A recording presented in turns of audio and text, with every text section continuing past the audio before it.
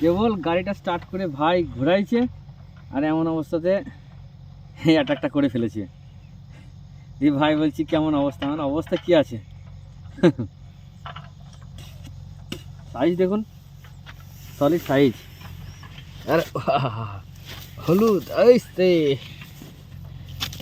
আসতে, এই দেখুন হলুদ একদম।